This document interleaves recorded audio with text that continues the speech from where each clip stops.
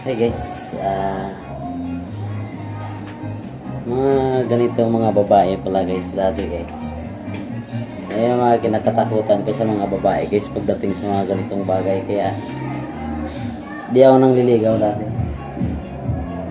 Pakinggan mo guys masyadong oy ba masyado guys, diba?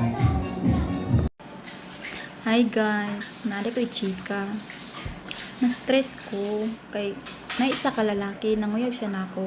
Ako siyang gipangutana ug unsa iyang trabaho. Ana siya construction daw. Kung ha? Construction lang. Wa ka naglantaw, wa ka naghuna-huna. Kaning dagwaya ni padulong rag construction. Hoy, mga construction, paminaw. Kabalo mo mga akong ginapili like kanang pulis, seaman, tapos gwapo, tapos macho, puti, tangkad na tanan. Unsa man ang construction pod uy nga ultimo ra. Uy di jud nako deserve. Busa kamong mga construction ayaw pagtuga-tuga manguyab nako kay ako lahi akong gipangita kanang level. Para sa iyo Madam PK Vlog, alam ko namang code views lang yan eh. Kaya lang, huwag sana tayong gumagawa ng content na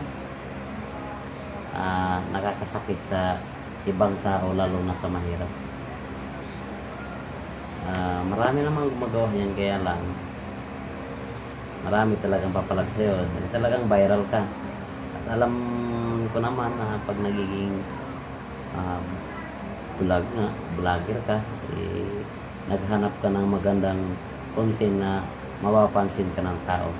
Kaya ang tinitira mo construction. Alam ko na yan. Kaya lang sana mapunta ka sa taong hindi nagko-construction, dahil may Diyos tayong nakatingin sa atin at huwag sana nating kalimutan na nasa tama tayo lagi. Alright.